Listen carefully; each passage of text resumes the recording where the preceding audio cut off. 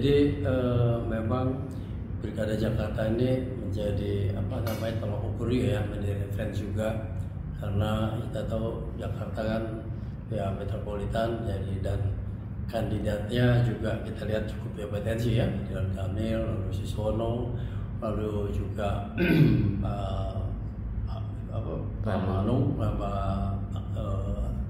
Nandul ya, satu lagi Kun sama itu ya yang independen ya. Tapi yang memang yang menarik yang calon nomor 1 dan nomor 3, Ridwan Kamil, Ridho sama si itu ya, sama Pak Manung sama Karno. Karena kebetulan kedua-duanya itu memang saya lihat satu alma mater itu. Jadi ya satu alma mater juga dengan saya di TV. Lalu kita lihat juga memang dua-duanya punya pengalaman bagus ya. Ridwan Kamil yang pernah gubernur, wali kota, gubernur, lalu wakilnya pernah jadi menteri juga, Pak Siswono di PKS. Lalu kalau kita lihat Manung ya memang menteri ya beberapa periode, dan kelihatannya memang ya cukup mumpuni lah ya di kementerian. Kita lihat 3 periode nggak ada masalah. Jadi dan ya kalau kita taruh Karno, jadi sepertinya dia betul-betul udah warga Betawi ya, walaupun dia itu bukan orang Betawi kan, jadi orang Sumatera Barat kalau masalahnya. Jadi, tapi menariknya kita lihat Betawi ini kan menjadi harapan semua ya, terutama kita orang-orang yang tinggal di Jakarta. Memang kalau kita lihat dua ini bersaing ketat, walaupun orang-orang agak terlambat datang, tapi banyak hal yang menarik sebetulnya di Manung.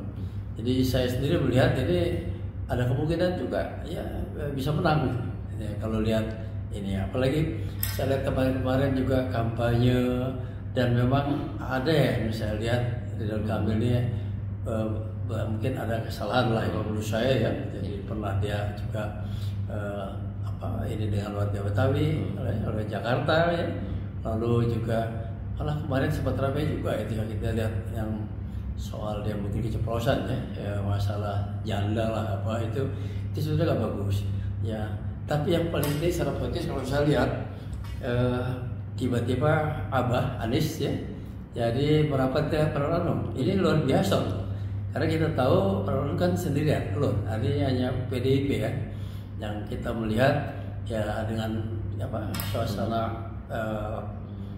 hubungan partai-partai dalam PDIP, di PDIP seperti yang terpojok, dan ini jadi menarik. Tiba-tiba Anies juga ke sana, lalu juga kampanyenya si Pramono sama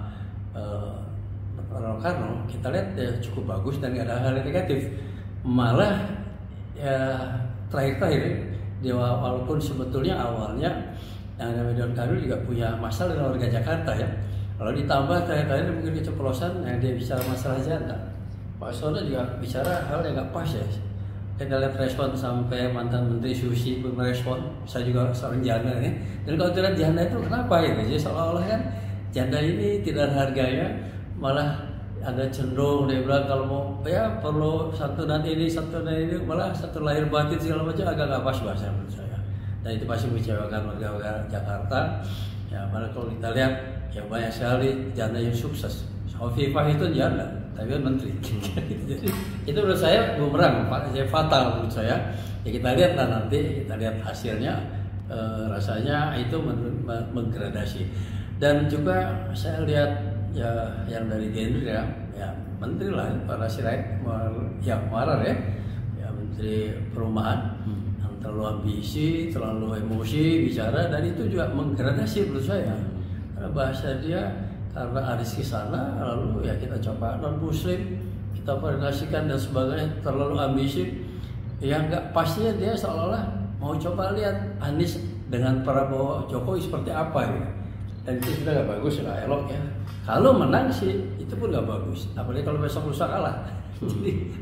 jadi nggak pas sekali. Nah, saya lihat kesimpulan saya dan kondisi itu ini insya Allah ya menurut saya sih, dan saya juga melihat juga harusnya si Pramono bisa naik dan mungkin juga bisa menang. Itu kira-kira suasananya seperti itu. Dan program mereka semua ya bersama lah ya, soal DKG ya artinya 1 dan 3 ya, kalau 2 memang agak berbeda ya, di bawah standar yang 2 lah ya.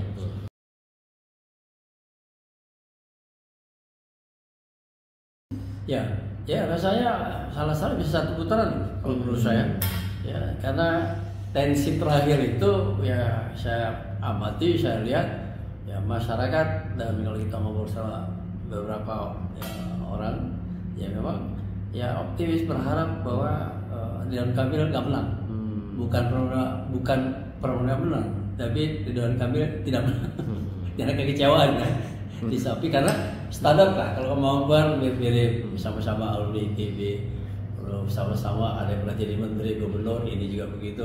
Oke lah, dan mungkin empat-empatnya nggak pernah ada masalah yang terlalu dalamnya.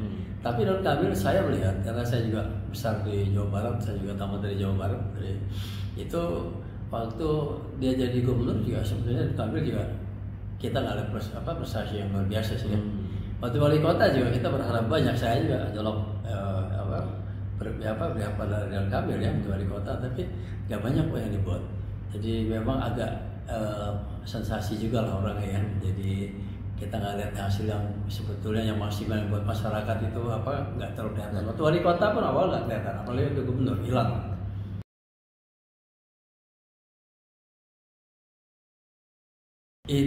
Beliau ini ada kelebihan tapi banyak kekurangan menurut saya.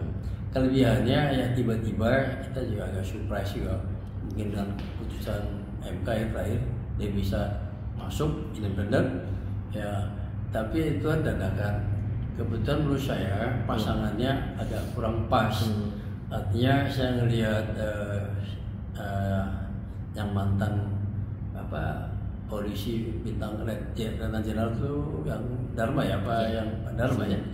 Nah dia mestinya menggandeng. Dia ya artinya kalau lihat basically dia bintang 3, orang punya kemampuan lah ya. Dan saya pikir musia dia menggandeng orang populer, wakilnya musia dia populer. Nah, jadi sehingga mengangkat dia karena dia kan pendatang baru. Satu, kedua juga ya figurnya kan yang nggak dikenal ya. Lalu yang ambil pasangan juga yang sama-sama nggak dikenal. Walaupun orang bilang katanya pasangannya itu punya kemampuan, tapi ya masyarakat ini kan nggak bisa lihat kemampuan dalam jangka pendek. Yang lihat popularitas sebetulnya. Nah, menurut saya sih wajar bahwa dia dapat sedikit.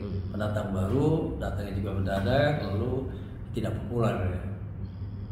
Rasional lah itu.